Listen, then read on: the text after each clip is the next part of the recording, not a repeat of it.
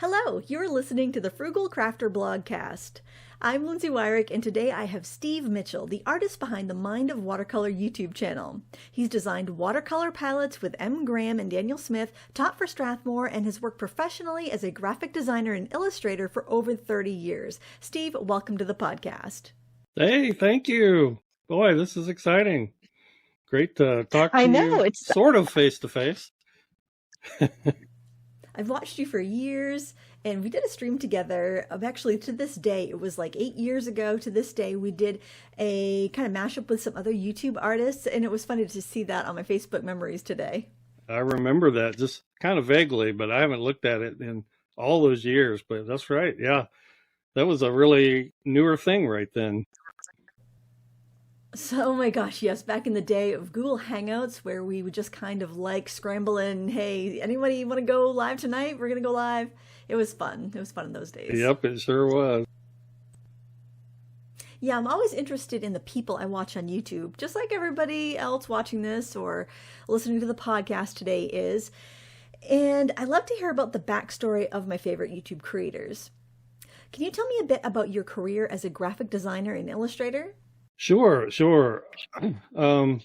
Professionally, as a designer, actually, my first job was an illustrator, an in-house illustrator for a marketing firm. That was 1984, I think. Yeah, it was that was kind of weird. That was a company that only lasted 6 months while I was there. So 6 months after being hired by them, they shuttered their doors. I was devastated because I was like, I'm actually a professional practicing artist. Kind of backing up to that, I never thought I wanted to be a commercial artist. I thought that would make me hate art. Just that I would be kind of doing it for hire for things that I didn't want to do. And some of that is true, but I actually really enjoyed it. So for that company, it was a variety of local clients. I ended up doing some architectural rendering. They had a number of those kind of things. And once they closed, I just started freelancing because I'd made a couple contacts. That was not a good idea because I didn't have enough experience to go out and find the clients. I didn't have enough experience or notoriety for anybody to well, why should I hire you? I didn't really even have much of a portfolio. I was very fortunate that marketing firm even hired me. But it was a good learning step. I kind of stumbled along freelancing for about 4 years, and it was tough. It was really, really tough. Mostly design, graphic design. I did some illustration, but I did a lot of ad design, brochure design, logo design. Over the years, I've done a ton of logo design. And then another marketing firm, this one a lot more solid and secure, hired me. And I was their art director for about 6 years. So that's really kind of where I got my feet under me. Learned a lot through that. Got contacts, learned how the business went, what kind of things to do and not do. I saw that was through the early 90s. I saw the shift from almost completely analog to almost completely digital. So that was interesting. That's an experience, that I've always valued. And that, when I say that, I'm talking about like design and paste up. I don't know, most people today don't even know what paste up is, but it's prior to, Adobe InDesign or anything where you compose. You can do everything on the computer now, but back in those days, we had to design it with sketches, and we had to spec type, go to a typesetter, come back with type galleys, wax the back of them, cut them up, paste them up on boards, that sort of thing. So I saw the shift go from that to digital composition. And then about 1994, I guess, that company lost several of their largest clients, and I got laid off along with several other people. So this time I went ahead and freelanced again. I knew a lot more. I had a lot more contacts, and that was sort of the last thing. I've been doing that since then. So we're 30 years later, and it's just been a variety of stuff. Yeah, it's I have done a lot of illustration. We're in a fairly technical area, so a lot of my background for the firms I worked for was business to business marketing. Businesses marketing to other businesses, and a lot of manufacturing. So we have BMW here, we have Bosch and Lomb, we have some other big ones. Michelin is headquartered here.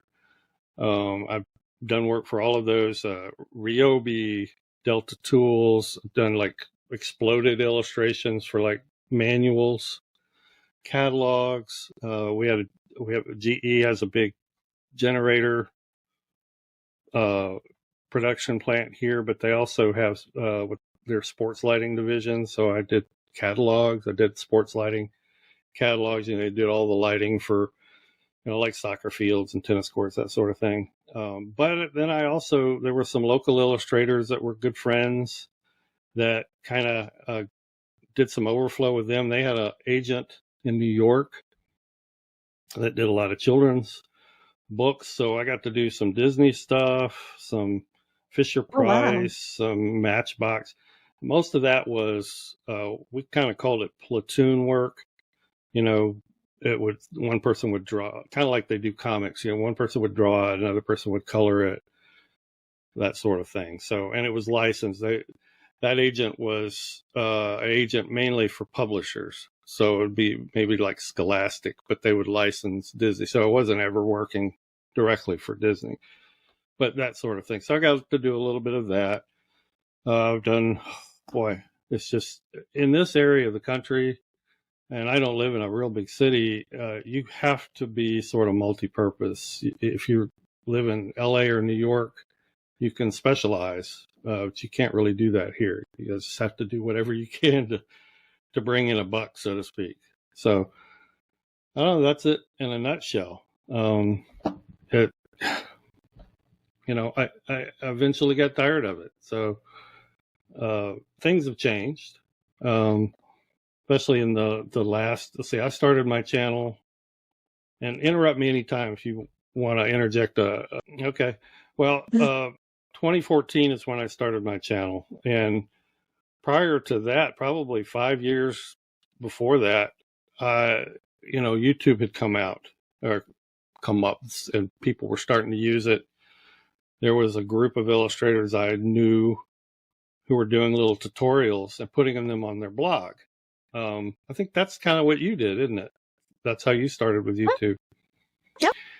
And I thought, that's interesting. I didn't know I would be interested in that, but that might be something to think about. But how in the world, would I make that pay or work as an income? So I ended up buying a little web camera and experimenting, but I didn't really do anything. That would probably have been 2010, I guess.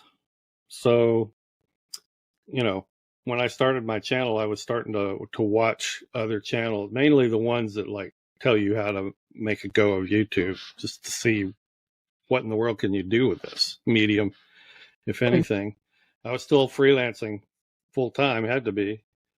And then July, 1st of July, end of June, right around then, I lost the channel. I had like 2 videos made. I wanted to do 4. I wanted to have 4 sort of in my pocket, ready to go.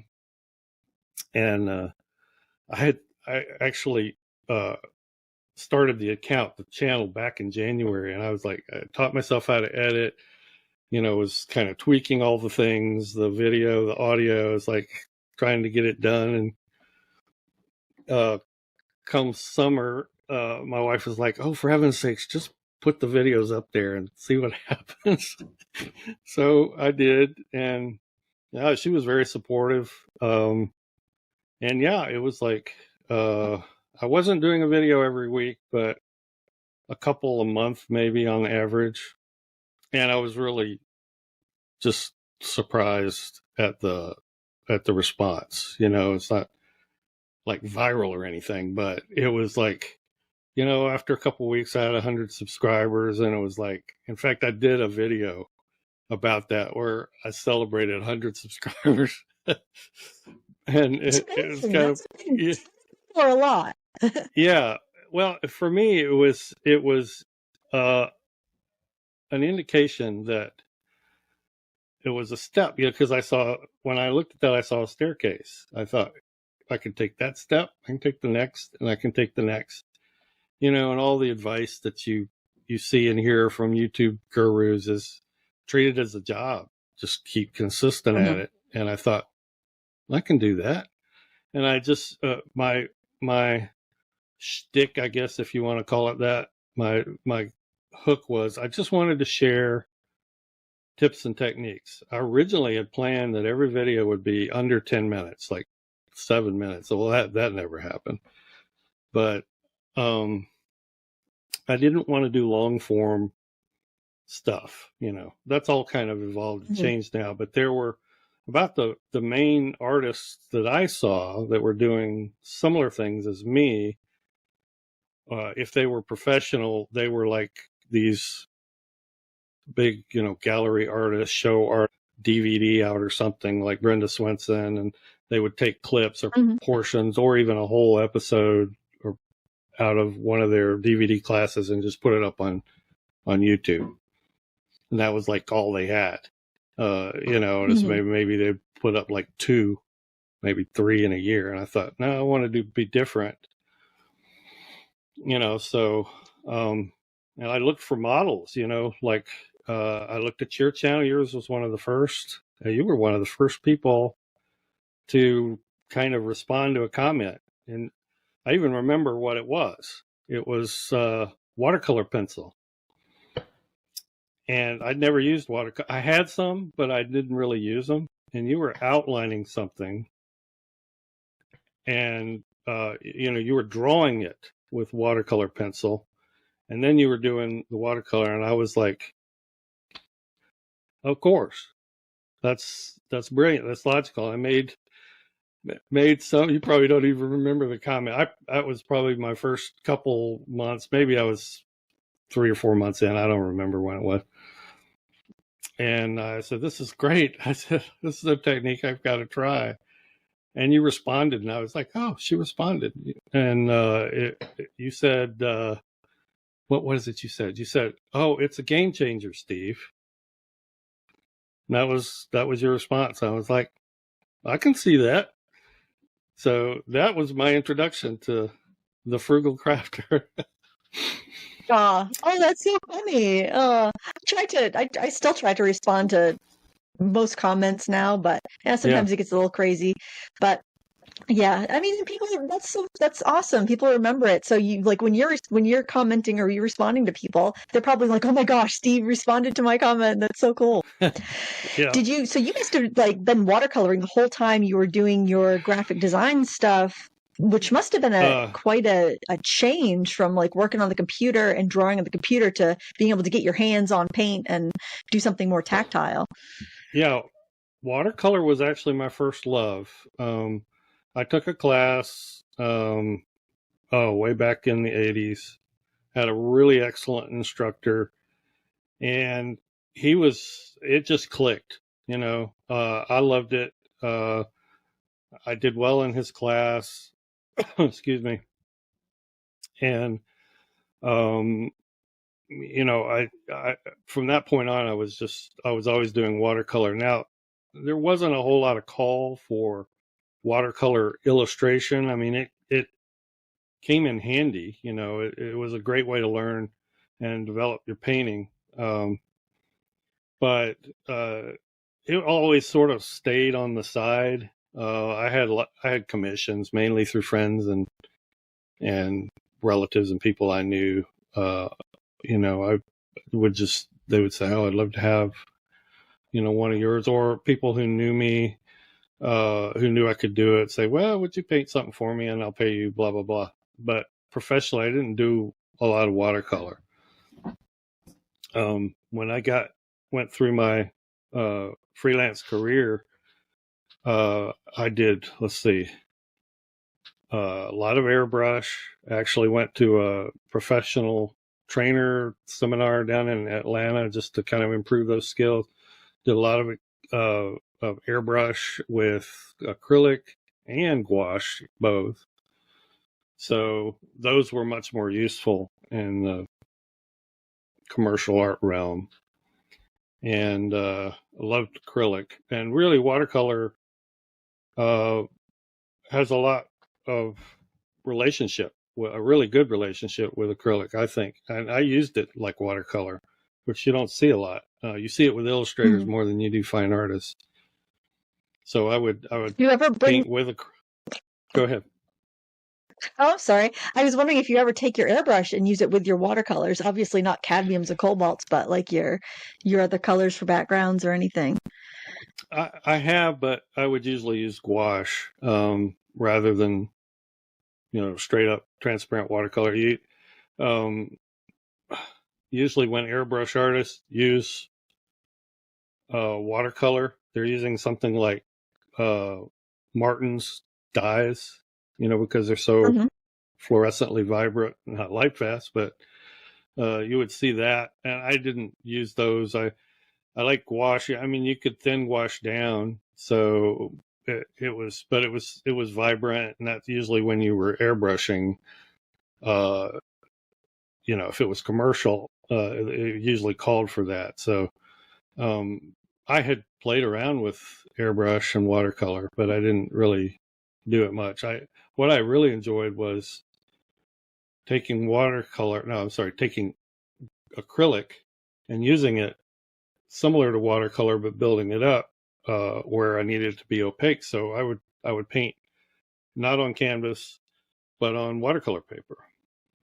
And there were still some illustrators that do that. And then that way you could do a lot of loose or transparent layers. And then if you needed it to be opaque, then you could build it up. So I enjoyed painting that way, but didn't get a whole lot of call to do that commercially, real quick, probably somewhere around 1996 to 99, especially in technical illustration.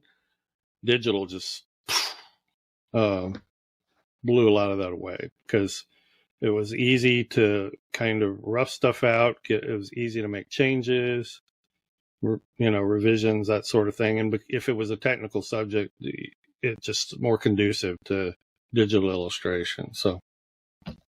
Oh, yeah. Did you enjoy the digital illustration, or was it just a job? I did. I like tech. I love fooling around with tech, and I loved the programs. And while I didn't care a whole lot for some of the subject matter and, industries that were, some of it was just, so kind of boring. I loved process. So I would always lose myself in the process, just try to be better. I mean, I still recall one particular assignment I did where I had to do for these sales sheets. This company was putting out a bunch of sales sheets. I had to draw a whole bunch of dumpsters. And it's like, if you'd have told me 20 years before that I would be drawing dumpsters, I would have laughed at you. But, so they were vector illustrations in Adobe Illustrator. And so, I would lose myself in the process. I would take photos of them, learn how to convert them into line and really kind of fuss with it till they looked right. It's like, it's not going to go on anybody's wall, but I enjoyed the process. So that's awesome. That's the biggest thing I think with any job, you finding what you enjoy in it. So it keeps you growing and it keeps you happy to go to work every day.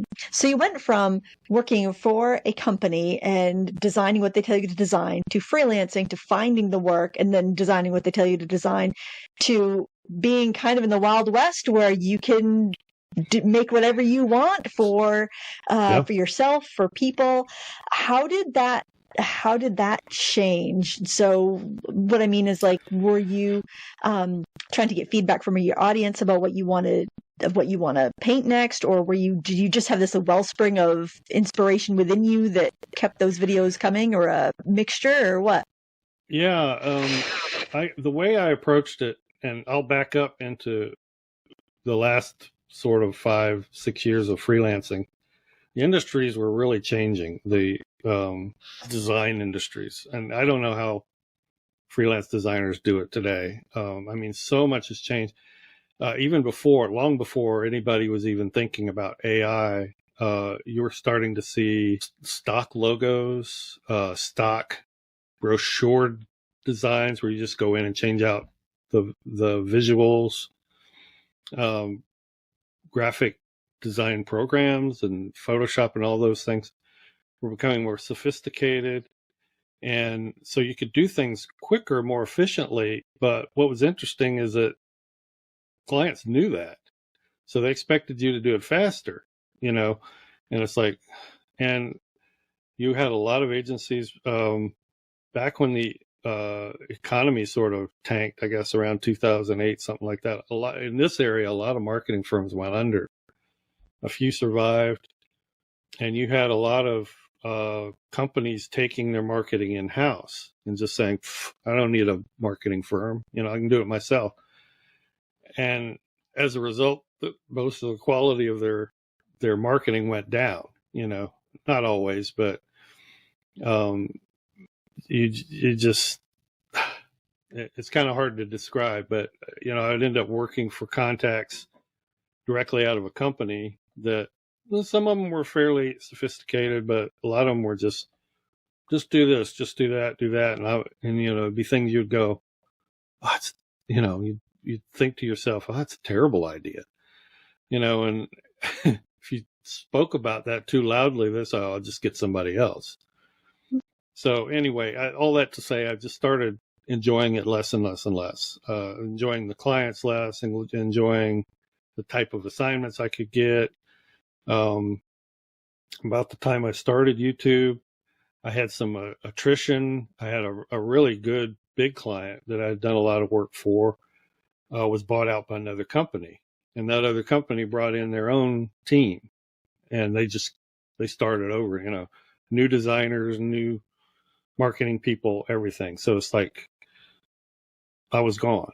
And then I had that happen with a couple other clients. One was like, I was hired to do an illustration to develop a product. This was a machining company, and there was going to be several things, and they killed the product. They killed that part of their business. And so it's like, I didn't have that.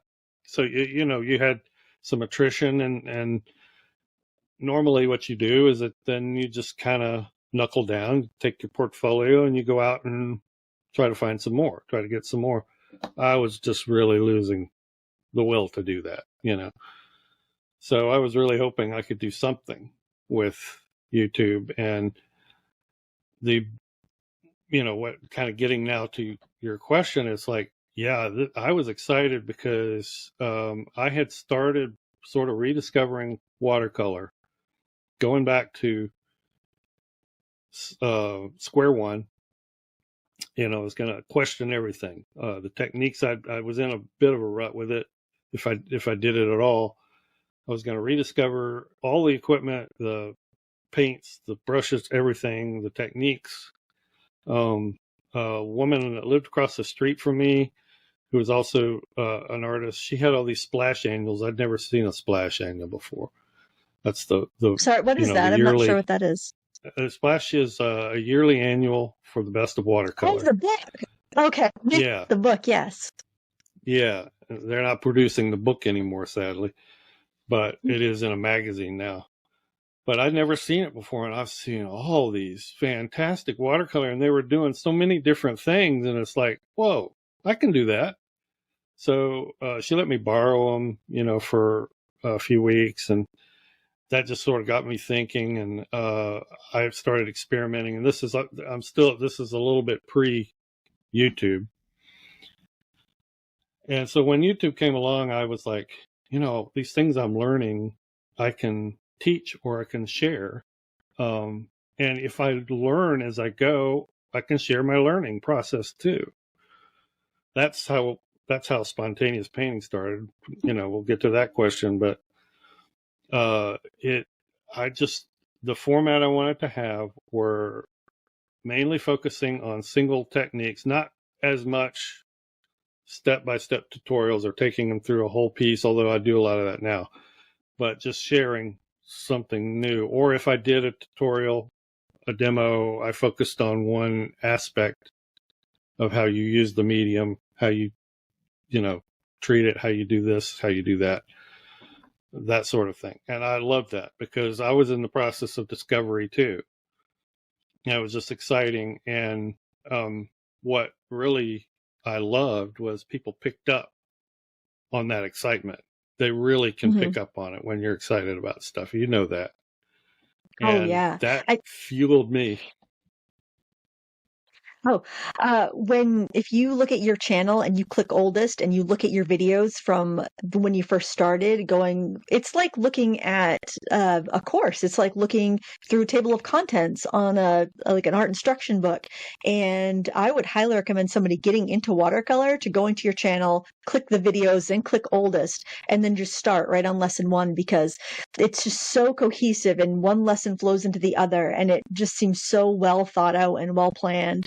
And you have such a gentle teaching style that sometimes you watch instructors and they feel a little like they're talking over your head or a little pretentious, but watching your videos are more like, come sit next to me. I'm going to show you how I painted this thing. And it's just it's a really nice introduction to start at the beginning there, and then of course go into the more in-depth stuff as you proceed through the YouTube library of yours. Anyway, that's just the feeling I get when I look through your catalog. That was exactly my philosophy. You described it perfectly. I wanted it to be like somebody, maybe a fellow artist, or maybe someone who's just learning, to stop by my studio, and we just started chewing the fat. And how did you do that? Oh, well, let me show you. And I don't script any of my episodes. I'm not good at that. It takes time, and if I sit and write a script, I fuss over it too long, and then if I read it, it really sounds like it's scripted. So I decided not to do that. I sort of do my scripting through editing, and I have a lot of takes, that I have to edit out. But it was very much that way for me. I thought, if I can do this, if people respond to this, this format, this approach, then I'm just going to be happy as a clam, because I can just, share. I can just share. I can discover on my own and then share that. And it's kind of interesting that you think there's a progression in my channel, because I feel like it's very random. And I kind of intended that, but it feels very random to me by design. But that's neat. I don't, as long as people can look at my content and learn something. I've always said that I think beginners can learn, whether I'm teaching an advanced concept or a beginner concept, you can learn through both, even if you're a rank beginner and never picked up a brush. Watch all levels of content, because you will learn something. I did. Oh, absolutely. Absolutely. One thing I love that you do on your channel, and I believe you taught a class for Strathmore on this, is your spontaneous landscapes. And I've never seen anybody else approach it like that before. And I put one of your videos on the other night, and I was just chilling. I was having a cup of tea, and I was watching, and I just kind of like zoned out, because I'm like, I see how he does that. And I just like kind of zoned out and was like immersed in it. And then like, darn it, I still didn't see how he did it. And it was painting. It's right there. It's all done. So could you talk about that process, how you developed that style? Oh yeah. I love to. And to this day, people still have a little bit of the wrong idea about spontaneous painting. And I'll get to that in a minute, but it all started back in that zone I was talking about, just pre-YouTube, where I decided I'm going to take my watercolor back to square one. And I literally pretended like I didn't know anything about watercolor. I was going to start over and learn all over again and question every single, assumption I had about watercolor. Watercolor can't do this, it can do this, it can't do that. And I thought, oh, I'm just going to see. We're going to see what happens. So spontaneous painting was born out of that. And I thought, I'm not going to sit down and like do all this sophisticated drawing and planning and all, and then sit down and then ruin it with my paint while I'm experimenting. I am just going to sit down and start splashing paint around. And, you know, I was most proficient probably at landscape. So, and landscape lends itself best to that anyway. And see what happens. See, you know, the first time I saw granulation, and I've been painting with watercolor for 40 plus years, but the first time I really saw heavy granulation or paid any attention to it was right around 2010. I was using, up until that point, any cheap watercolor paint I could get, you know, something on sale. I had several Van Gogh, I had some Cotman, I did have some Winsor Newton Pro, but I went out and bought a tube of M-Gram. We had a local shop that carried M-Gram, had some ultramarine blue, and it even on the palette, it broke up into all these granules, and I thought it was defective tube of paint. So as a professional, you know, having been painting for years, and you still have a lot of that with some pros. So it's like, what? And then the more I painted, the more I realized, and learned, you know, that's a thing. That's a normal thing. And that was also my first real attentiveness to pro level watercolors, you know, with a high tinting strength. I was like, oh, I can take the transparency of this paint way back and still get vibrant color. That's the value of intense color. You know, it's like, and I was learning all these things. So, yeah, so spontaneous painting was just started out as just a quick way to experiment with these things. And, you know, then I just started seeing shapes, and I thought, well, what happens if I then go back with another layer, pick out edges of contrast, add some tree branches here, maybe lift. Oh, let's try lifting, because that was a technique I hadn't used much for highlights. And I was, all of a sudden, things were like, oh, I can do this, I can do that. And then it became a habit. So that's where it was born. And to this day, I still say spontaneous painting has been my best ever teacher. I even did an episode with that title not too long ago. It has definitely been my best ever teacher. A lot of people think, oh, I want to do this, because they look at it more like an automatic way to create a great painting. It's not really. I think if you look at it as a way to experiment and say, I'm going to try this. This is low pressure. There's, you know, the only thing I have here to lose is a piece of paper. Why not? You know, and it cut down a lot of frustration. There is a cycle that I preach, you know, to try to get out of, what I call the try-fail cycle, which you only get into a try-fail cycle if you're always aiming for a finished frameable piece or something you can give to somebody. And you know, every time I sit down and I'm going to paint, that's going to be my goal. What happens is when you do that, and things start going awry, you don't always know why, you know, and so it's like, rats, let me do it again, you know, and so you're not problem solving. So that was what spontaneous painting was for me. It was a great teacher. It was a great problem solver, and still is. It's just the most fun thing in the world for me.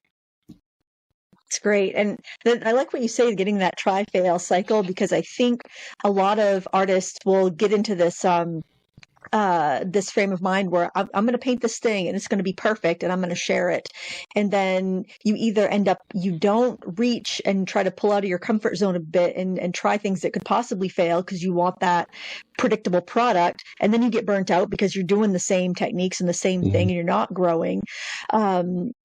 But maybe being a little bit nervous about trying something that's a little bit beyond their reach and then not having that product. So I like what you said about the spontaneous painting because you don't really have a concrete idea of what you're going for. You're just kind of playing and seeing what the materials want to do. And with watercolor's the boss. The paint's the boss. It's going to do what it wants to do. And you might guide it and you might maybe nudge it here or there. But I feel like the best watercolor paintings are the ones that you could barely tell the artist was there. I mean, it's almost like the paint just did its thing and you don't see those awkward, lines or places where it just looks like the artist tried to push something and it didn't want to go, you don't see that struggle. You just see like the beautiful result. Oh, and I wanted to ask you, I have this little brush. It's called a modeler.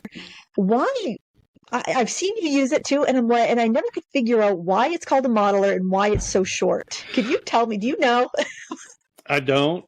I don't. I like it just because it's a wide flat, and I don't know. I don't know where I have mine, but it's somewhere around. It just, I don't know. It feels different in the hand. It gives us. I think maybe nice because for travel because it's so small. Yeah, this is a bigger one, but because it's flat, because the handle is flat. I know your audio people are not going to be able to see it, but you usually hold it different. So I don't know. It really hasn't, meant anything different to me than just a big old flat. And I like it, just depending on what kind of marks I'm wanting to put on the paper. Yeah, so I'm wondering if it might have been some sort of faux finishing brush or something, but it's Princeton Neptune, so it's obviously made for watercolor. It's so I'm like, it's like what modeling. When I think modeling, I think of like an uneven texture, an uneven surface, like uneven color. But I was just like, there's got to be a reason why it's short and why it's called a modeler. And I'm like, I bet Steve knows. I don't. I wish I did. Nobody did. That means nobody knows. Yeah, why do you call a filbert or a bright a bright? It's sort of, I don't know. Yeah, it's the names they give them. I suppose. Yeah, I always think of a filbert as kind of shaped like a filbert, like a hazelnut. Maybe that's why. Oh, okay. Yeah. Who knows? Well, this isn't shaped like anything but a flat. Yeah. So you make a variety of different types of videos. You make some tutorials, some vlogs, you do some landscapes, some portraits, you do some reviews, some plein air. What is your favorite type of video to make? It would be landscape and portraiture. Now, I don't do as much portraiture just because, we're getting into that YouTube algorithm stuff. People don't respond to it. They're more, interested in the landscape. But I prefer doing landscapes, obviously a lot of spontaneous landscape. That's probably my favorite. I don't do a lot of vlogs. Haven't done a lot of vlogs in a while. If something comes up, usually during plein air season when weather's warmer, that may happen then. So, the reviews, I'm not a review channel. I try to keep away from them unless there's something new and interesting to me personally. I completely stay away from staid traditional supplies that have been around for a while. There's a lot of other channels that do better jobs of that than me. So I just something new comes along or something I haven't tried and I want to try, I will possibly review it. But I try to, sometimes I'll do a string of 2 or 3 in a row. And then I was like, okay, that's enough for now. Let's do something else. I love doing interviews, but I don't do very many. I was hoping to do several last year, and I actually have 2 people lined up, but I'm still waiting on one because he's going to be producing something that we want to talk about. So that hasn't happened. And then I'm waiting to hear from another guy on his best timing. But I won't be doing a lot of those. I figured half a dozen maybe over the course of a year I might do if I get well back into it. And these are not podcasts; these are just interviews on my channel. So, landscape and portraiture are my favorite subjects, and just sharing, what I'm doing and learning, and whatever I can about it that's interesting. I was interested in, because I know you offer a Patreon subscription. Do you go in with like more long form tutorials in that offering, or what do you offer your viewers over there? Yeah, I hope and thank you for bringing that up, because that's my support mainly. I don't do brand deals. I call them up Patreon. I call them my sponsors. They I don't do a lot of long form. What I'll do is sometimes it's even shorter than YouTube.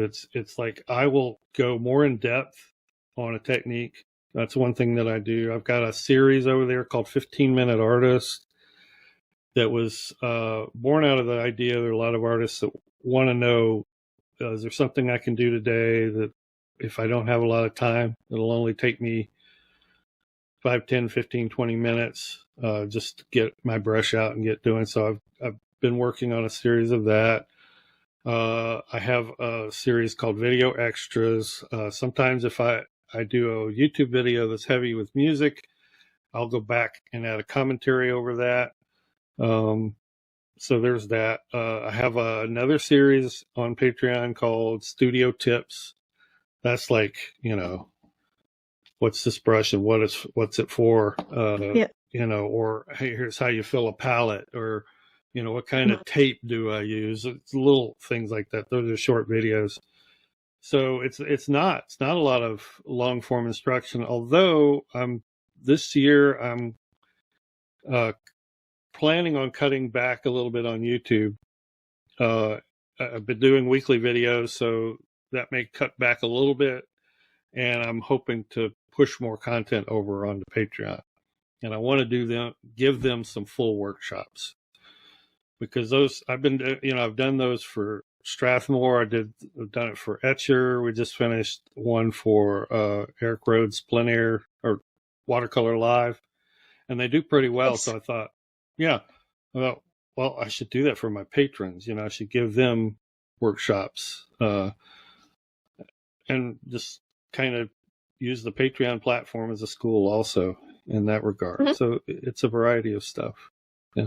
Oh, that's nice. Yeah, I think that probably one of the best ways that an artist can make a living is to teach, because you can give people exactly what they want. And when you invest in yourself by buying education, that's something you're always going to have. It's not like you're going to buy a thing and never use it. You're always going to have that education. And I think it's kind of exciting.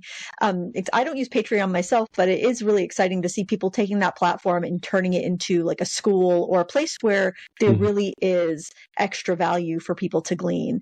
And it's very flexible. It's a very flexible platform. And the other thing, just to continue to plug a little bit, is it's the best access to me. That's one of the perks I offer. I don't spend a lot of time answering comments. Instead, I say that's a perk over there. You have a private messaging system. Anybody that's a patron can message me. Every YouTube video goes up on Patreon for 24 hours early access, and then it's published to the public at large. But they get to see it before anybody else. That's where I interact with every comment over there and answer questions. So it's things like that. All of that is just a benefit that I try to offer, and I love it. I love their platform has some, little bugaboos, but for the most part, it's pretty flexible for stuff like that. That's good to know. So you're located North Carolina, correct? Like South Carolina. Yeah. What is it? Can you plein air paint all year round, or is it just like a 3-season activity down there? I would think it would be kind of warm, but maybe not as warm as I expect. No, we're not. We're a fairly 4-season state. Sorry, I said something fell down there. We don't get huge winters, but it's like today. The high today is like in the mid 50s. We get a lot. We actually had a pretty warm winter this year. We get 2 or 3 snows every year. Oh. Lows can reach into the teens, but our freezing weather usually is 20s, 30s, somewhere around there. So you can, you can go plein air and that sort of thing. It's not real comfortable.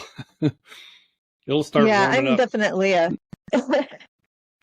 I'm a summertime plein air painter up here in Maine. I don't know how people go out and do it in the winter. I see James Gurney outside. Well, not here. Obviously, he's in New York, but out in the winter. And I'm like, man, it's too cold. It's too cold for me. I don't know how he does it. He puts stuff in his water to keep it from freezing. I thought, no, if the water's going to freeze, I'm not out there. Yeah, I tried it a couple times, but I'm a fair weather plein air painter. It's not comfortable, and it's just too much. But I figured South Carolina, I'm thinking beaches and stuff like that. No, but I guess that's the other end of the state. We're in the upstate.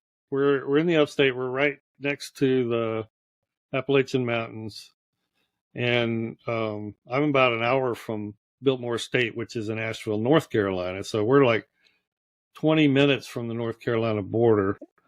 So we're not beach, although we're like 2.5 hours from the beach. So that's nice. But we'll get warm snaps.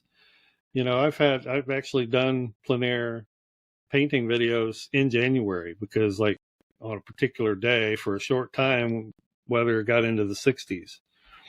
Mm-hmm. But that's not normal. It won't be there to stay. Right. Yeah. Sometimes we've had some. Right. We've had a couple warm days. We're supposed to get weather in the upper 40s this weekend, and that's going to feel like, springtime, but generally it's pretty bleak and frozen this time of year up here in Maine too. Oh, I bet. You all have snow? We do, but it's been melting with this little bit of a warm snap that we've had. Okay. And we haven't had any really big snowstorms. Maybe like 6 or 8 inches has been the most we've got in any one storm. And it hasn't stuck around. So on one hand, it's been a lot easier to get around and to deal with. But on the other hand, it's kind of like, oh, that's not good that we're not, that's something we should be getting. As much as it's not fun to deal with sometimes, we should be getting the Gulf of Maine is one of the fastest warming body of water on the planet. So it's funny how different parts of the world will heat at different rates. But right, I don't know. Yeah, interesting. Yeah. So what art supply are you really into right now? Yeah, I tend to revolve, but I've been putting more focus on gouache lately than I have in years past. I still primarily transparent watercolor, but I did a gouache review, several brands, mainly the big, well-known brands, some years ago. And since that episode, I've tried to incorporate gouache every now and then into paintings. And then last year, I guess it was probably 2022, and whenever it was that Daniel Smith came out with their gouache, just sort of rekindled all that. That has been a gouache that has really, really impressed me. I really love the top 3 for me were Schminke, Holbein, M. Graham, and I put Winsor Newton in there too. But those others were the top 3 for me. And man, Daniel Smith just really impressed me.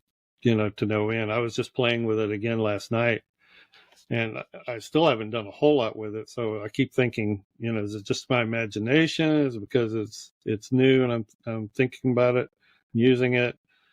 But it just seems to have an opacity that you can really count on, and a number of the colors, a lot of them, well, like Da Vinci, for instance, Da Vinci gouache, I think is terrible. Just bought some during their big sale because I'm like, I'm also really into gouache, and I've been using the cheap stuff. I mean, I had some M-gram, and I did buy the mixing set of Daniel Smith plus a burnt umber, I think, and they are good. But I'm like, I want to get into some of more of the good stuff and make sure I buy light fast colors in case I want to hang it up, and not just use it in the sketchbook. Yeah. And I did buy some Da Vinci gouache, and since I bought it, I've had a couple of people say it's not very good. And I'm like, oh no, I just bought so many tubes, and those big tubes. But I'm going to keep that out of my mind and use it first before I listen to anybody else's opinion. I need to use it myself. But it's their darks are practically as transparent as regular watercolor, and it's, I suppose there are painters that would paint that way. They're white, which if you add that to those, of course will make it more gouache-like, but even their white is not terribly opaque. I don't think it's quite to the same level anyway. I actually bought some to include in my review, and then ended up bumping it down to the bottom of the list. So I don't know. It's it's probably a quality paint. It just doesn't act the way I want gouache to act.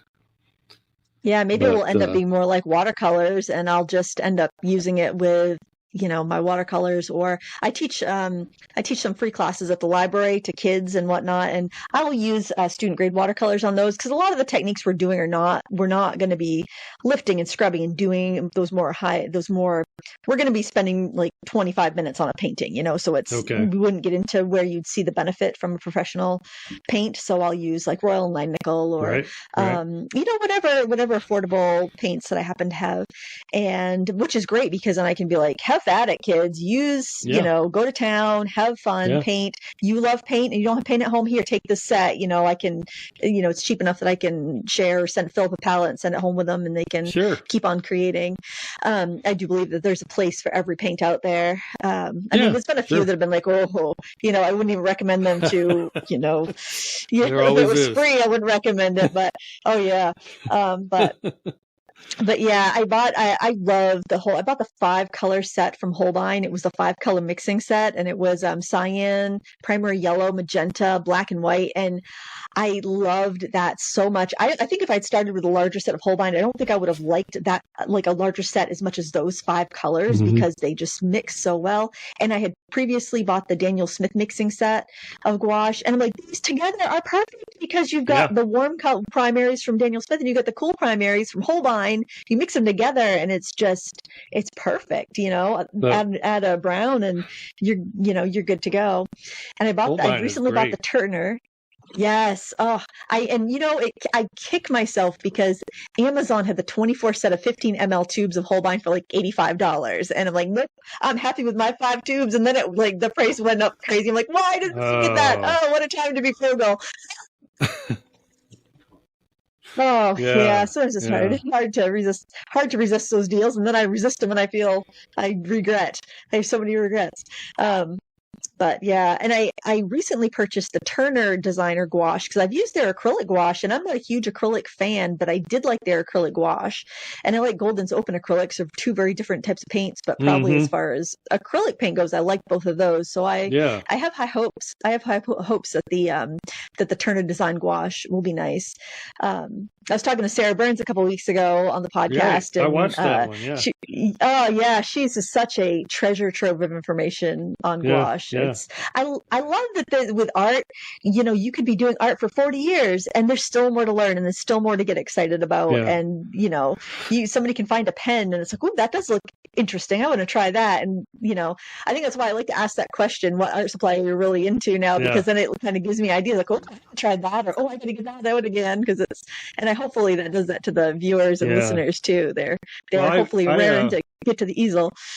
Right. Go I ahead. paint. I was interested in that that podcast. I listened to her. I watch her channel. I thought it was great. She paints with gouache, or she's come to the point where she paints with gouache the way that I have for years, and that's I'll use it pretty much like transparent watercolor, out of a pan, not fresh out of a tube. I might squirt out some white here and there on occasion, but right, I put them in pans. I re-wet them like you do regular watercolor. Paint fairly transparently until I need opacity, and then build it up. I just feel like that was a game changer for me back in the day. And you get a little bit more, what's the word, luminosity than you do if you know the typical put all the gouache out fresh, paint opaquely with every single color. I don't do that, but so it was kind of interesting to hear her thoughts on that and how she kind of came to that. It's a great way to use it plein air too, because you don't have to fuss with squirting it out, each time you're on location. Absolutely. I saw John Muir-Laws do the same thing with his gouache palette, and he offered the tip of like pressing it down with your fingers, like as it's drying, to keep it from cracking out. And because I tried to do some plein air gouache, and I was bringing one of those little palettes, those airtight palettes with the liquid paint, and I had a cup for water, but I also had water brushes, and it was just such a disaster. My water brushes were clogged. I didn't have enough mixing space. I was just getting mud, and it was taking forever. It's like, then I tried it with dried gouache, and I liked it so much better because I could use water brushes, and I could carry everything in one hand. And if I was out with the dog, I could kind of manage it a little bit better. So that was really helpful. And Daniel Smith gouache pans really well. A friend of mine, Angela Clark from Clark Fine Art, shared a bunch of her gouache with me. She bought all the colors when they first came out from the first series, and she shared them with me in pans, and they panned as well as watercolors. So I don't know what they've got going on, because usually a lot of times your gouache gets more transparent when you dry it out, but I did not notice as much of a shift from working from the dried pans with the Daniel Smith and working from the tube paint with them. So it seemed to be to re-wet more opaquely quickly. I mean, if that makes any sense. It does. I did just fill a palette with Daniel Smith's gouache in full pans, not the half pans, and I had some of it crack, but it wasn't falling out cracking. Usually all I'll do is if they're big cracks, I'll just squirt some more fresh down in the cracks to glue it in. But I love the way it panned. I mean, I thought it was great. And this, I guess the jury's still out, but Daniel Smith their gouache has really just impressed the heck out of me. I don't know what it is, but I love it. Yeah, I think I'm hit or miss with some of their products, but I would say my favorites of theirs would be their gouache, and I like their sticks, their watercolor sticks, because I can just, especially with the Primatech colors, because like for what you get, it's much cheaper. They price the sticks all the same. So I have the Sodalite, the Serpentine Genuine, and the Cobalt Teal in sticks, and they re-wet so well. You get the beautiful granulation. A lot of times with the those mineral-based watercolors, they're very hard to re-wet, or they separate. And I don't like to be digging. I don't like to be digging at my paint with the brush. But I think that they really got a good formulation. Now I have a limited experience with those because I only have those three. But if the rest of the line is like those three, then I'm definitely. Well, I'm going to try some more anyway eventually. Yeah, I may try the sticks because I just the last video I did. Well, was it the last video? Maybe the video before last. I've been experimenting with linear starts, like you would do with a stick, or I used a graphite stick and I used some ink, Liquitex ink on a bamboo stick. So I thought, I might try the Daniel Smith sticks. I guess I didn't realize they have those in the Primatech, so that's pretty cool. Yeah, they don't have every single color, but they're not the best for drawing. I will say it kind of feels like you're just dragging a pan of paint across the surface. It's not a satisfying line. It's not like a Neocolor 2 watercolor crayon, if you've ever used those. What if the surface is wet? That would work fine. It'd probably be Okay. hard to lift up the color if you're going on wet surface with the sticks, because the sticks are fairly hard. But it's basically like a pan of watercolor. Okay. Yeah, it's like you're buying watercolor I without the see. plastic, without the tube. I see. Okay. I cut them and shove them into full pans or half pans, depending on my palette. And yeah, I've tried other brands of watercolor sticks, and they're more like crayons. They're better for drawing, but they're not as pigmented. But as far as an affordable way to get Daniel Smith paint, I think that's the way to go. And then with just the rewettability of the granular colors, it's a better process for me than having the paint dried in pans. And I prefer to work from dried pans of paint, because I feel like it's more economical and more convenient to work that way than fresh from the tube. Sure. But yeah.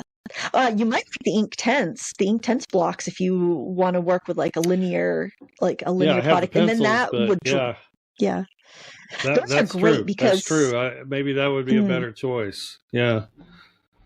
And then you could do like your shadows. You could do like an underpainting with like a violet or something, or Payne's gray, and get all those values in and lines in and let it dry, and then work over with watercolor without disturbing any of those original marks that you put down. Cool. Yeah, I have to try that for sure. Yeah, it's fun. I'm such a junkie. If you looked around my studio, my filming room, and the room of Horde, I feel like I have every supply that's ever been created. But it's such a fun hobby. Yeah, it's fun to collect it. It's fun to use it. It is. It really is. I came across some really old paper the other day, and I don't know if you remember this line of paper, but it was by Fabriano, probably back in the late 90s, early 2000s, called Uno. Do you remember that? Fabriano Uno paper? And I think they rebranded it, or maybe they just discontinued it. I'm not sure, but I've heard they changed it to the Artistico line. But I found some like 25-year-old Fabriano Uno rough paper, and I've been practicing making Coptic stitch binded sketchbooks. Oh, cool. And I was looking for some filing folders, and I was all out, and so I'm like, I'll look in the filing cabinet, see if I have any. And I found like all these filing folders that I had torn down full sheets of paper and labeled them what the paper was and put it in the folder, so that I could just grab a smaller piece instead of having to tear down a big sheet, because that's generally how I buy my paper, was the big sheets. And I found all these papers I tore down like 20 years ago, and I'm like, I wonder if this is any good, or if the sizing's gone bad, because it's been in my basement for 20 years. And that sizing was absolutely fine on that paper. I couldn't believe it. I thought there'd be speckling or something. So yeah, score one for the vintage papers. I love it when I find something and it's still good and I can still use it. That's right. Yeah. Any information on that paper, I was like Google searching and trying all sorts of different keywords and different phrases, and I couldn't find anything about that paper other than that it was discontinued. So it was discontinued a little bit too early, for the internet to have a good record. I've always been, my first watercolor teacher was an Arsh. I better say it correctly since I'm a brand ambassador now. My first watercolor teacher was Arsh. You got to have that, or you're not in my class. So I always did that. The first time I ever tried Fabriano, it was an Artistico. So I don't remember anything besides that. Canson had some good 100% cotton ones that I can't remember the name of them now. Heritage? The Heritage line, or was it before that? I'm thinking of an old one that was cotton, and now the name escapes me. I still have a couple sheets of it. I don't know. I can't remember, but yeah, it's tough to beat Arch. I'm just going to call it Arches because I've always called it Arches. But I really love the heavy sizing that's on Arches. Yeah. I feel like it makes the colors a lot more vibrant and luminous because it's just got that barrier for it to not absorb as much. And it's sized to the core, which is the big thing that not all watercolor papers are. They're internally sized all the way through. That's kind of, I think, makes it special. But it's funny because I always called it Arches. I don't have a problem calling it Arches, but when we were working out the brand ambassador thing, I asked Dixon Ticonderoga is the U.S. parent marketing arm, and they're owned by Fila now, which is a Italian company. And I said, so tell me what I should say. Do I need to say arch, or do they care if I say arches? And she said, I don't think they would care, but internally we're all saying arch. So I guess I What's it better like say being a arch. brand? What's it like being a brand ambassador for arches? Well, I just have to. They provide some perks. It's nothing special. I just, hashtag certain things and make sure that if I'm using their brand, that you can see it. It's clearly specified what I'm using, and I jumped at the chance because of everything I use: brushes, paint, paper, everything. That was the best choice for me. They probably knew that already, because I have been such a loyal arch user. It really is not going to change much, although I'm not going to be experimenting and reviewing other papers much anymore. So, or at least not this year. I don't know how long I'll be doing it, and that's fine. I kind of went that whole full circle. I mean, I think I've, with a few exception of a few, reviewed just about every other paper out there, and none of them for me would replace arch, but there's a lot of other ones that I like. But I kind of find it freeing, a little bit liberating, that I don't really need to think about, at least during this ambassadorship, using anything else. I thought, that's pretty cool. Just make sure I hashtag them and all, and I have access to product, and it's a rightful match because I definitely am an ambassador, whether they make it official or not. So that's awesome. Are you using any of their other lines of paper, or just the watercolor paper for your ambassadorship? Just the watercolor paper. I do have some of their oil paper, which I want to try, because I don't know. Do you have their oil paper? Have you ever used it? No, but I'm curious. Is it like a cotton paper that's primed, or what is it exactly? I guess the big problem with, since I'm not a big oil painter, I guess the big problem with paper and oil is the way the oil gets into the paper and can stain it or rot it. I don't know. So somebody out there can tell us. I think it can rot it. Yeah. Yeah, it can rot it. They just put in a different kind of a sizing, from what I understand. It's not gessoed. When you open the pad, it looks like paper. But interesting. When I was illustrating, I had a method for using oil over watercolor or acrylic or pencil, and it was something I learned from another illustrator called Kanuko Craft, and she would do all of these really detailed pencil drawings, nicely shaded. She'd seal it off, and then she would use transparent glazes of oils. Oh, wow. And I've wanted to do an episode where I show people how to use oil over watercolor. And I thought, I wonder if that paper, I thought I better get some, just experiment with it and see. Oh, yeah. I can't wait to see what you do with that. Yeah, I was expecting it was like a gessoed paper. That's kind of exciting because it doesn't look like it must absorb something. Huh. And I wondered if it absorbed, if you could watercolor on it. That's what I was wondering. So, well, it's funny. You might be able to, because sometimes I'll find some weird paper that actually works really well for watercolors. And there's a watercolor paper that I dislike. I dislike Benfang watercolor paper. It has a very, very specific texture that's repetitive and not very appealing. And I think I used it a lot as a kid, so I think I kind of was a little burnt out on it. But they make a acrylic painting paper, and it's cheap. You can get it at like Walmart. The surface is it's kind of like Canson Montval, where it's kind of irregular, but not super pitted. It looks almost like a cotton cold pressed paper. It's very random but natural looking. Okay. And it takes watercolor beautifully, and that's their acrylic paper, and it's like just as cheap as their watercolor paper, and it almost behaves like a cotton paper, and it almost looks like a cotton paper. It's so much nicer for watercolor than their actual watercolor paper is. So it's so fun when you find something that it's like, well, this isn't supposed to be good for a watercolor paper, but it actually is really awesome for watercolor paper.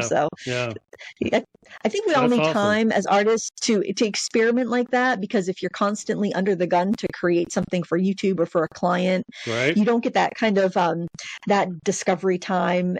I listened to Yes, there was a really great interview or conversation. John Cleese was talking about creativity, and he's, the Monty Python guy, and he was talking about how you need this space. Creative people need this space in order to, and I'm paraphrasing because I don't remember exactly how he said it, but you need this space in order to be creative, and you need some sort of deadline. You need some sort of end to this time. It can't just be open-ended time or you'll, waste it. But you need just not quite enough time to get done what you're going to get done, but just enough time that you're going to kind of fool around and screw around a bit before you actually get down to work. And it's when you're kind of fooling around and screwing around and kind of taking any idea that comes to you, that's when the good ideas come. And that's where you get the inspiration. And then by having that little bit of a deadline, or that, you only have 2 hours, you're going to be motivated enough to just jump in and start working and get it done. So, it's and it's funny. So good. Yeah. It's funny because, and I've said this in a couple other interviews, I am really not interested, I'm kind of at that age, I'm sailing into retirement, where I don't really care about painting stuff that hangs on anyone's wall. I've really fallen in love with the processes. It's always been easy for me to love the processes, but it's even easier when you have someone to share it with. And I'm not in any galleries. I don't have any ambitions to be.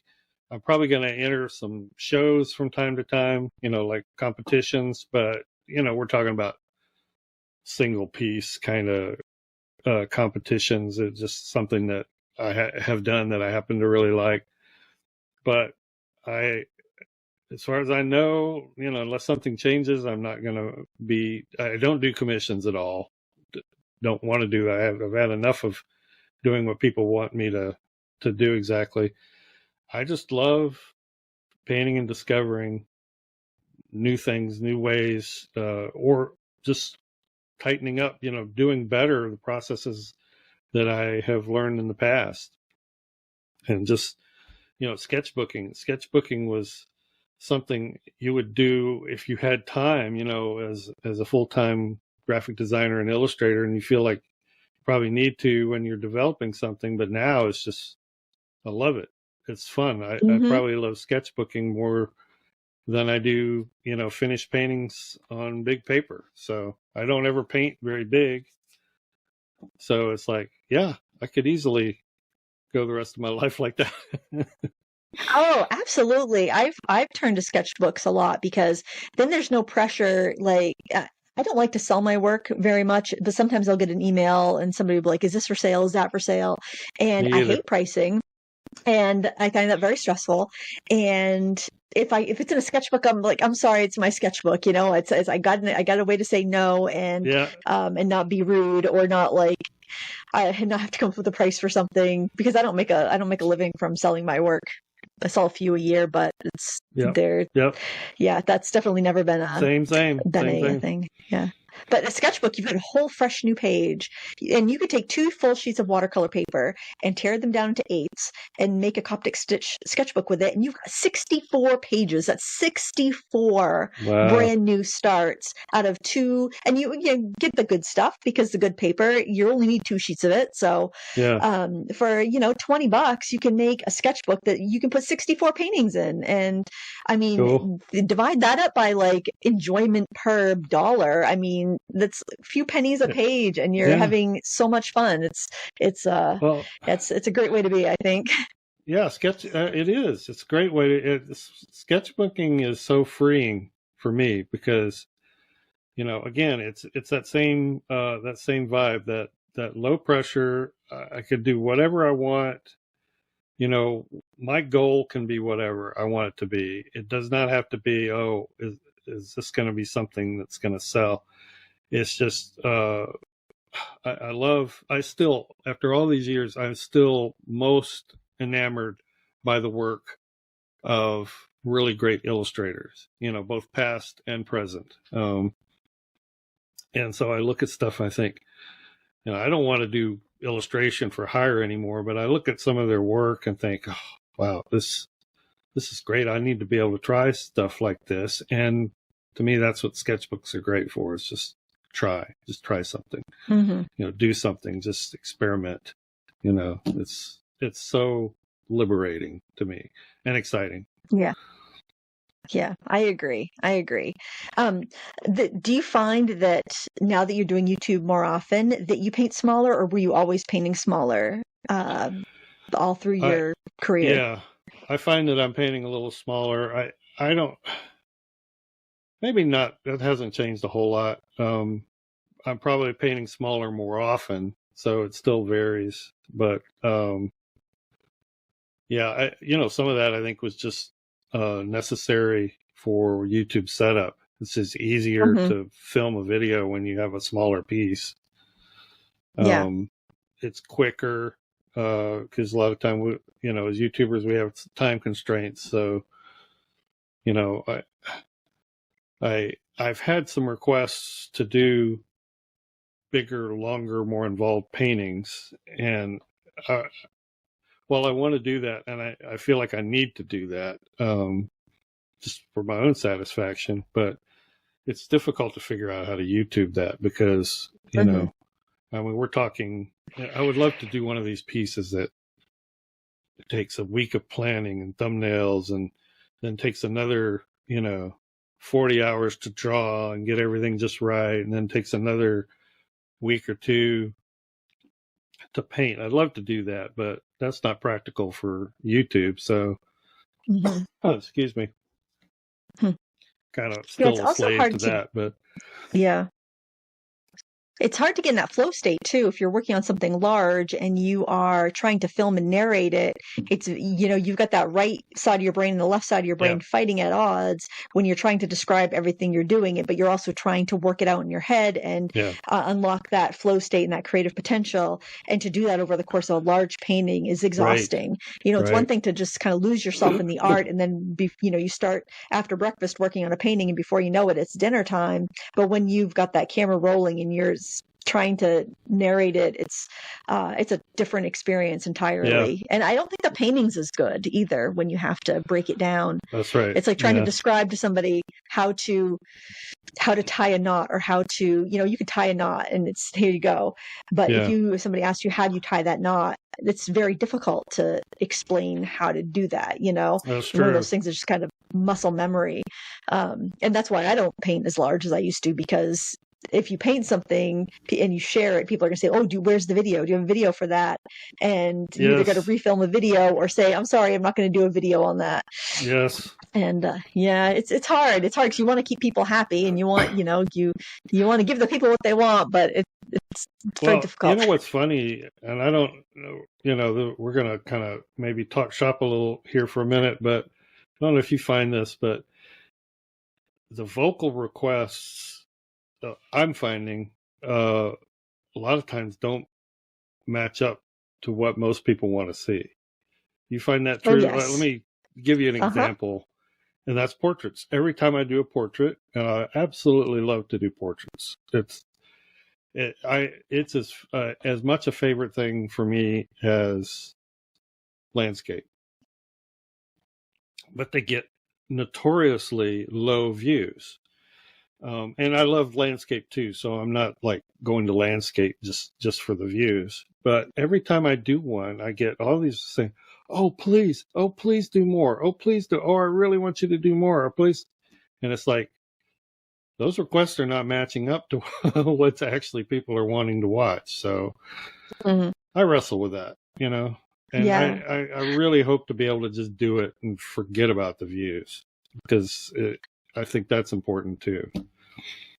Yeah, it's so hard because you don't know if you post a bad performing video, is that going to, because some people used to say, like the gurus, I don't know if the gurus actually know anything more than what the average person knows, but they're like, oh, if you have a bad performing video, then that's going to affect your next 10 videos or whatever, or definitely going to affect your next couple of videos. So do you want to risk posting that? And I remember when everybody was having these second channels for like their experimental stuff because they didn't want their main channel to get hit if they post something that's not popular. But yeah, I think that with portraiture, I bet part of that is that the people that are interested really want to see it and they're really vocal. But I bet a lot of people don't watch it because they feel like their skill isn't to the level where they could do a portrait. So it's very difficult. Yeah. Yeah. And it's not accessible to the average person who just wants to sit down and paint something. Yeah. I know that. Because if you have a tree in the wrong place, if there's a tree in the wrong place, it doesn't matter. But if there's an eyeball in the wrong place, it's like kind of that face looks a little funny. Right. I think so. And I think with like the pandemic, people have kind of gotten tutorial fatigue or learning fatigue. Yeah. Well, maybe not on your channel. Your tutorials are very popular, but when I look at the different offerings that I have on my channel, the Sat Chats, and which is just a weekly video where I chit chat, talk about what's going on, what I've been working on. It's just kind of a community builder.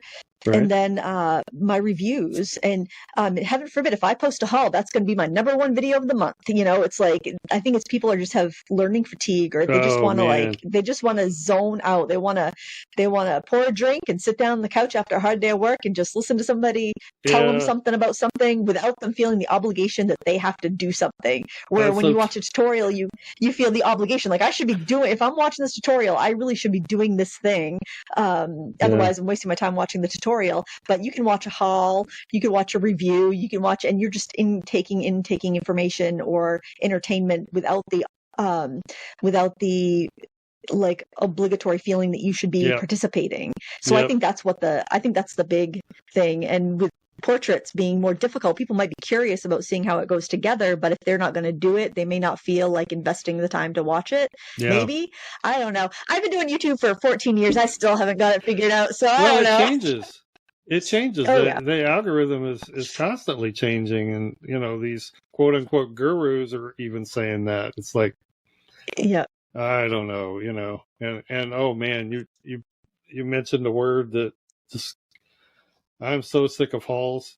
I can count on getting my recommended feed and at least seeing 2 every time. Yeah.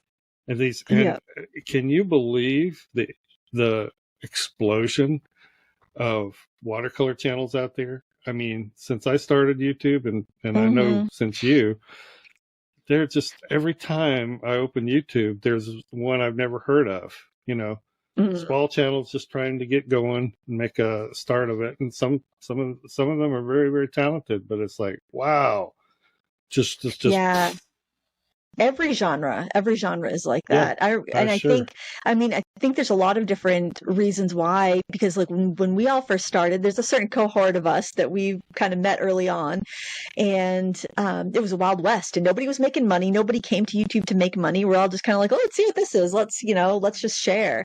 And as like the partner program came up and brand deals came up, and people started seeing other people making money on YouTube, I think that really spurred on a lot of people, because heaven forbid you have a hobby in America in this day and age, you're going to have somebody saying, well, you should, make some money from that. You should, monetize that. You can't just have a hobby. No, you got to sell that thing, or you got to, So I think that that's pushed a lot of people into YouTube, and the low hanging fruit is those hauls, and you can make affiliate money, and you can, brands will send you stuff if you do hauls, and the algorithm will post more ads on your video if you do hauls. Like a haul will make in advertising revenue 5 times what a tutorial will make. It's ridiculous, and it's like the only thing you're possibly learning from this haul is where to buy that thing, which is what the advertisers want. And what YouTube wants, because they can sell ads against it. And viewers love it too. They just love to find for someone to tell them what to buy. I'm gonna, because it feels good. To go out and buy something new. Right. And if somebody can watch a haul and it can help them curb their spending, I think maybe that's all right. But I think a lot of it is just kind of feeding this feeding our inadequacies, and just, it's like, well, I don't have time to paint, but I could buy that thing and that's going to feel good. And I think a lot of times and I joke about my husband with this, because like sometimes we'll have this big idea, we're going to do this home improvement project, and we go and we buy the stuff for it. And then it kind of feels like, I done the project. I just bought all that stuff. The project is done, and then it sits in the garage for like 6 months. It's like, no, it feels so good though. I bought that paint. The room must be painted. No, the room's not painted yet. We just own the paint. Same thing with art supplies, and especially with budget art supplies. If you can, spend $25, get a little emotional boost, a little hit. I think that kind of tricks your brain into thinking that you're creating when actually you're just consuming. And I think it's kind of a shame. It's quite a shame, really, because you're going to get much more longer lasting enjoyment by actually creating with supplies you have than buying more and more and more. And I did a haul when I purchased a bunch of the wash I was telling you about and some different things like that to do reviews on, and I was curious as to what people would enjoy seeing first. So I did a haul to kind of ask, what do you want to see first? But I mean, let's call a spade a spade. I did a haul because I knew it was going to get some views and it was going to be on YouTube. So I mean, hey, I'm as guilty as every other YouTuber out there. Just gonna call a spade a spade here, but at least, people can know, okay, this review's coming. I don't need to buy these things. I'm going to wait and see what she thinks about it before I spend my money. And, hopefully they'll either be over it by the time or if you're doing it, really add value. Yeah. If you're not just doing it for a haul, just for the purposes of doing a haul, if these are things you actually wanted and need and are legitimately want to try and are very curious about, that makes for good content too, because you can tell the people, I bought this because, and I'm really interested in this. And, I think this will be great for this. It's like, it's not just a haul. It's so they have their place. Yeah, they have their place. I think I think what kind of makes me feel icky when I see is the PR hauls where, because what brands are sending, because you get the emails. You want to try out this blah blah blah. You want to try out this new set of paints. You want to try out these pencils. One try. And you wouldn't think it, because I do review a lot of budget stuff, but I say no to most of the things that come across my email. But a lot of people don't, and sometimes I'll see these hauls and I'm like, I know those were all products sent to you from these companies. And when they don't disclose that really grinds my gears, because people are watching your video and they are thinking that this is normal to go out and buy 25 new products every month. And it is not normal. And when every video on your channel is a haul, I don't think they mean ill to do this, but what people can confer from that is that either A, I don't have enough, I should be accumulating like this, or they're thinking that, oh, well, this person bought that gives me the excuse to go buy it too. And it just kind of feels icky. And then, I mean, sometimes it's like they're just putting in the haul to fulfill their obligation to show it on their channel, and they may not actually even use it, but it's just feeding that consumption and that appetite that we have. And the more you feed that, I call it the want monster, the more I feed the want monster, the less satisfied that want monster is. So, I mean, when you're new and you go to the art supply store and you buy a tube of paint, that's exciting. And I can't wait to try this with all my other colors and see how much more versatile this one color makes all my other colors. And now to get that little hit of ooh, something new, it's like, I need a whole tin of 120 pencils, or I need a whole this or whole that or whole set of paints. And it's diminishing returns. You're not getting as much joy from that whole tin of something as you did from that one or two tubes that you bought, 25 years ago when you were new. And that's so true. And then times however many of those the new channels that pop up every month, and hauls are the best way to get noticed. So I mean, that people are just seeing this every day in their feed.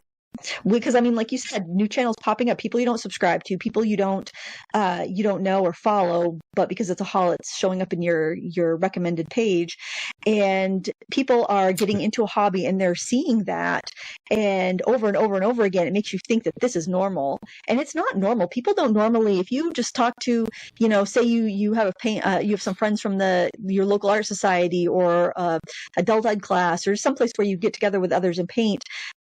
If they're not part of the YouTube ecosystem. Ask them what's the last thing they bought. What's the, like, how much do you spend in art supplies a month? You're going to get a vastly different answer than the general population on YouTube, which is just like stuff, Amazon packages every day. And it's not normal. It's not normal. And it's just, it's so normalized here that it really I don't know if you see it so much. Yeah, but I mean, you're a man viewer of YouTube, and you're seeing this. I know female viewers get a lot of this, like the hauls recommended, but I'm sure your viewing habits would be different than my viewing habits, but you're still getting those haul videos every day. And no, those are excellent points, and I think, like you said, it is normalized, but not normal, and. You see it a lot with these newer YouTubers, and I think what they're doing is they're strategizing how they're going to approach YouTube just based on what they see. And it's like, well, I've got to do a haul because everybody else does it. And it's like, oh, I've got a good many views. So, but then, there's all the stuff. You put it really well. Feeling icky. That's kind of the way it makes me feel. In fact, I won't call. I refuse. I have always refused to call mine a haul, just to avoid that icky feeling.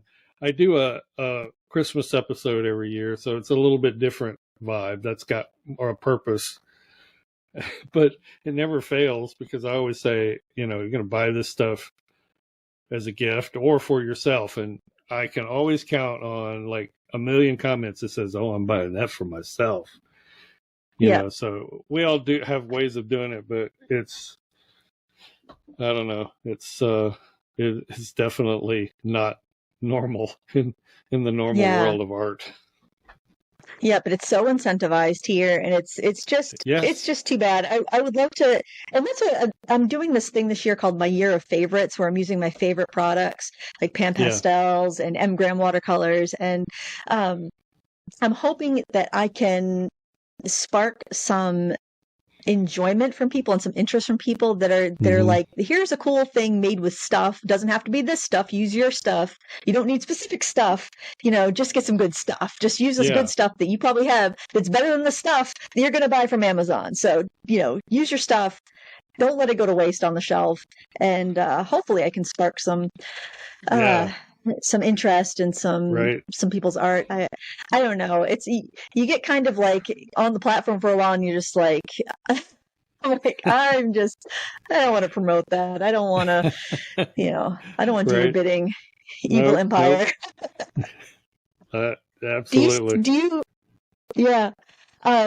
So one thing I enjoy about, I do watch Christmas episodes, but your studio buddy, I love seeing in your videos because I feel like it makes I feel like it makes your teaching just so much more accessible. I feel like it welcomes in a lightheartedness and a non-pretension, because a lot of instructors can be a little pretentious, but I feel like that just kind of breaks the ice and brings people in and makes them feel comfortable. How'd you come up with that idea? Because you've been there since the beginning. Yeah, actually, he's been around for a long time. I've had him in every studio for the past 35 years. Oh, wow. I found him on a clearance sale on an end cap in Michael's. Oh, wow. All those years ago. And I thought, okay, it was like really cheap. And I thought every artist needs an anatomy model.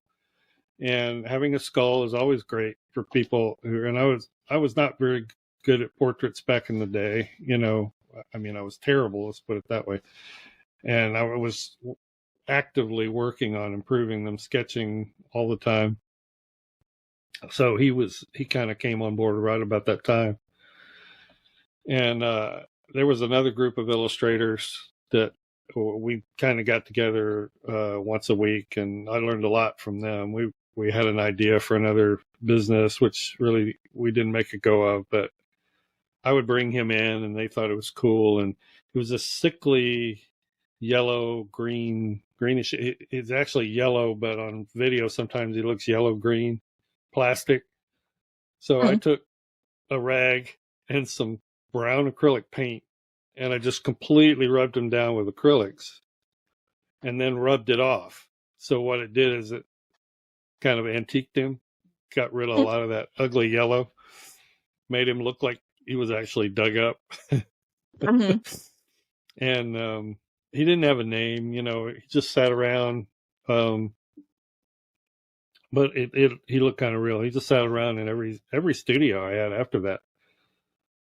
When YouTube came around, I thought, oh, well, maybe I'll kind of make a persona out of him. Right about the same time, my daughter had been on a field trip with her class to Hershey, Pennsylvania, and Reese's peanut butter cups are my favorite candy. So she brought back a Reese's hat, and I just used him as a hat stand, basically. And I tell people it was a little bit like Frosty, and they put the top hat on, it brought him to life. Yeah. So I said, well, his name has to be Reese. So that started it. And then, but he really has, and it's interesting you kind of bring it up, because he really had that purpose. I had that purpose in mind with him, is when I started my channel, I wanted a more lighthearted, we've already talked about, just come on in my studio, let's hang out for a minute, let's talk about this, trade ideas, let's talk about tips. That, as opposed to, I had seen so many of these long formers out there, it's like they were giving the eulogy at a funeral. And I thought, yeah, they're really taking themselves seriously. I think you touched on that. And he was going to be my reminder. He was always going to be my reminder, whether I was doing incredibly corny humor or not, that just do this, have fun with it, but don't take yourself too seriously. Okay. So I love that. That's where it came from. And I'm glad, he's having the effect you say, because that's exactly what I had hoped. Oh, yeah, absolutely.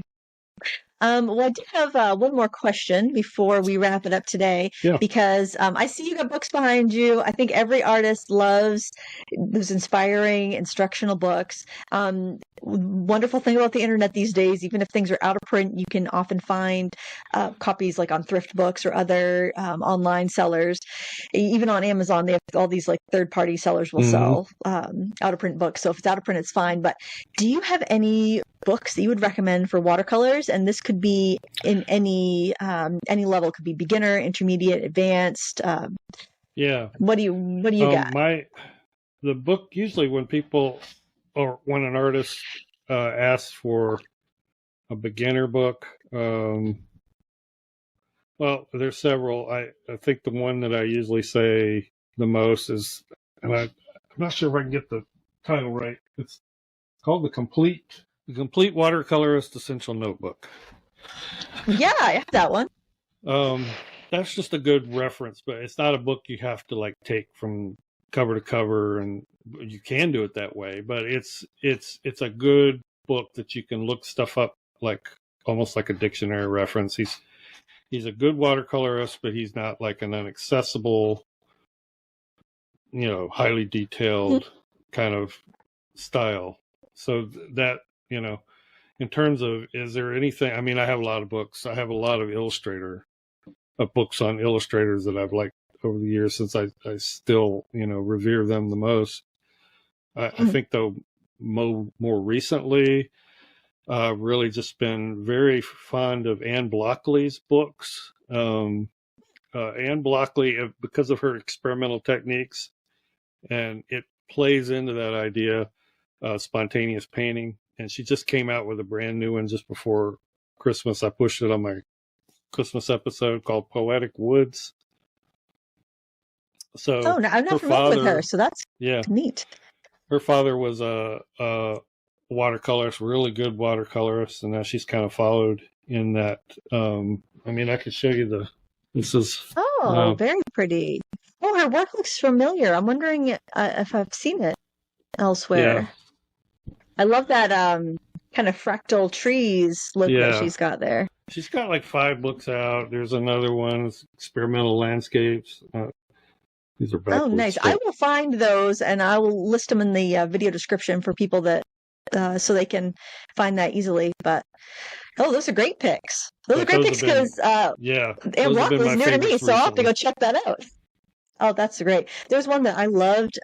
It's out of print, but you can find it. It's Everything You Ever Wanted to Know About Watercolor. And I think it's Marian Appleoff. I love that one. And she pulls work from different artists. So she's got some work in there by Charles Reed, and a bunch of other contemporary painters, which I think is, it's exciting because even if you might not be necessarily into her or what she's demonstrating, you've got so many other little bits of inspiration that you'll find something that will kind of hit, I think, in your brain, and plus it's just a really great reference book. Yeah, that's a great one. Yeah. All right, do you have any upcoming projects you'd like to share before we go today?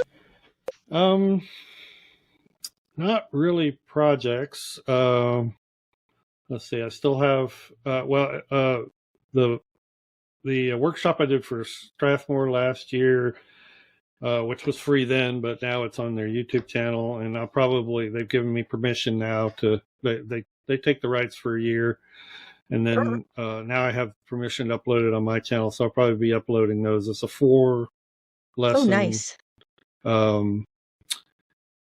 workshop on spontaneous painting, and so you can see it right now on Strathmore's YouTube channel, but I'll be uploading them as well. Etcher, I did a class for them that aired beginning of November, so they've been advertising that regularly, and that's just Elements of Landscape class. It's a class that I taught here locally. It was live with some, and I just took and put that into a digital form.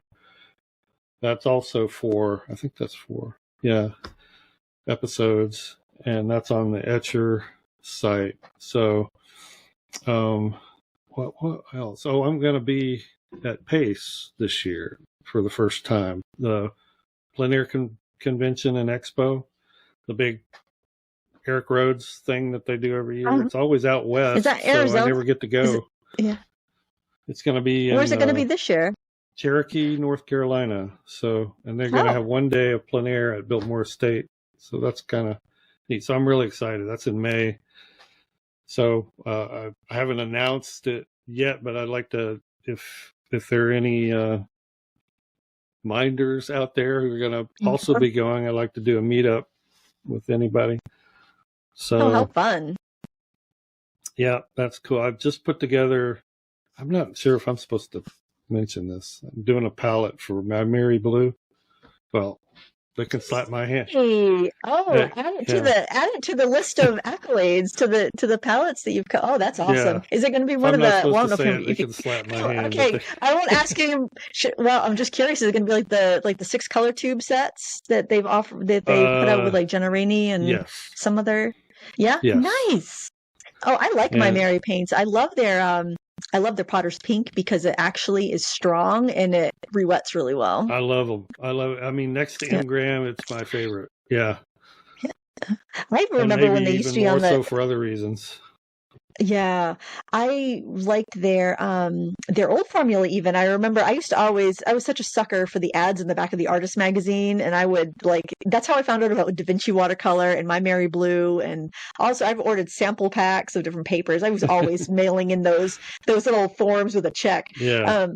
But I got a 5 or 6 color tube back when they had the hummingbird on the wrapper, and back when they were mixed pigments. Now they're all single pigments, I believe, in their range.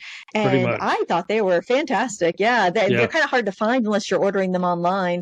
But back in the day when we had local art stores. But well, that's exciting. I can't wait to see that. Yeah. Well, it's the same company now. They're under that same umbrella with Dixon Ticonderoga, which now owns like a ton of brands. Strathmore, Canson, My Mary, goodness, I can't even think of them all. Arsh. It's funny because Arsh and Canson are back under the same umbrella again. Wow. All that owned by Fila. So it all came about kind of through working with Strathmore.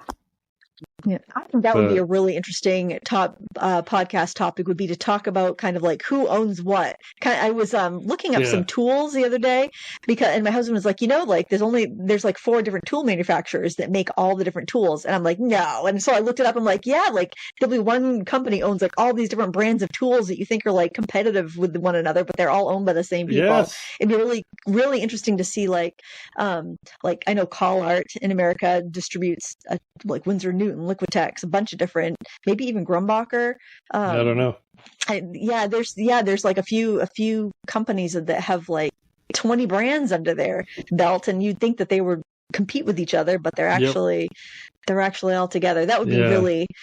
I don't know who I would get. I'd have to get somebody that knew enough about it but wasn't sworn to secrecy on anything. Well, I was like watching, I think, one of your videos where you were like going through all these non-artist grade paints. I think you were sort of ranking them.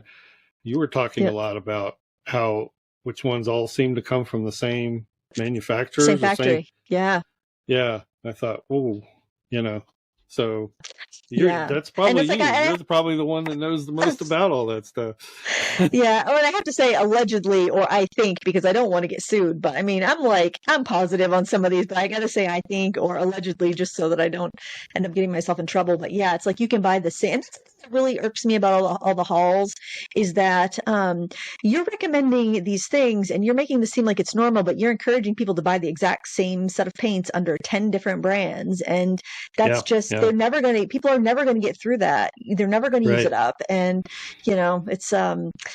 it's frustrating. It's frustrating. And people will, And it's funny because a lot of the manufacturers don't even know where their paints are coming from. I had one manufacturer that, I had bought their set of paints and I bought it. It was so cheap. And I'm like, well, I need another tin. So if this paint is no good, it's not a big deal. And the paint was okay. It was cheap. The price I paid, what I paid for the tin of 48 was cheaper than what I buy a tin and 48 half pans for. So I was like, whatever, the paint's not going to be great. The paint was decent considering, but it wasn't anything like I'd really recommend you buying for the paint. And it smelled bad too when you used it. It had like this chemical smell. And so that company reached out to sponsor a video later on down the line, and they sent me their 36 set of paint. And the 36 set was so much better. It's like, this isn't even the same paint. I'm like, did you guys switch manufacturers? And like, I don't know. I thought it was all the same. That's what they said when I talked to the rep, the supply rep. Like I didn't know there was any difference between the 36 and the 48 set. I'm like, there's a big difference. The 36 set is way better. It's a much higher quality. But they didn't even know. They didn't know where it came from. Right. Yeah, I mean, granted, the PR person, the marketing person isn't going to be the person who sources it, but the person you call to ask about it, if you can get somebody on the line when you're trying to ask about one of these budget products, the chances are they're not going to know like what's in the paint or where it came from, even if they do, they might not want to tell you. So it's I think I might be getting a little burnt out. I love finding people bargains and good quality stuff on if you're starting out and you only have so much money to spend. Yeah. I'd love to find those good deals, but your channel adds a lot of value in that area. A lot of value. Absolutely. Oh, thank you. Well, I hope people found it helpful and it doesn't just encourage people to overconsume, because I do fear that, because I love to try new things and I overconsume art supplies, but I do try to use them and I do compare it and I do bring it back out and I teach classes. So I'm great at justifying my hoard of supplies, but hopefully I can do some good along the way. Yeah. Is there anything you want to mention before we sign off here today? It's just, no, I don't think so. It's just been a really, really fun, when it comes to interacting with other artists. I don't get out much. So. No, I know. I hear you. We need to have an online community because we're so spread apart in the globe. I'm going to have links to wherever you can find Steve online. I'll link to a YouTube channel, his website, his Patreon, and I'm going to dig up those books that he recommended and link those as well so you can find those. Great. And I want to thank you guys for watching. Steve, thank you so much for being here. If you enjoyed this podcast, I'm so glad. We'll have to do it again sometime. Maybe get everybody together because we have some mutual friends in the art world that it would be really fun to have a roundtable discussion about something. I think It we would. could all talk for hours. So just pick a That's topic right. and we just go. Thank you everyone for watching. If you know anyone that would enjoy this podcast, please be sure to share it. Please subscribe on YouTube if you want to see the video version, or you can continue to listen in whatever podcast player you enjoy. Again, thank you for watching. I'm Lindsay Weirich, and you've been listening to the Frugal Crafter podcast. Bye-bye, Bye. everyone.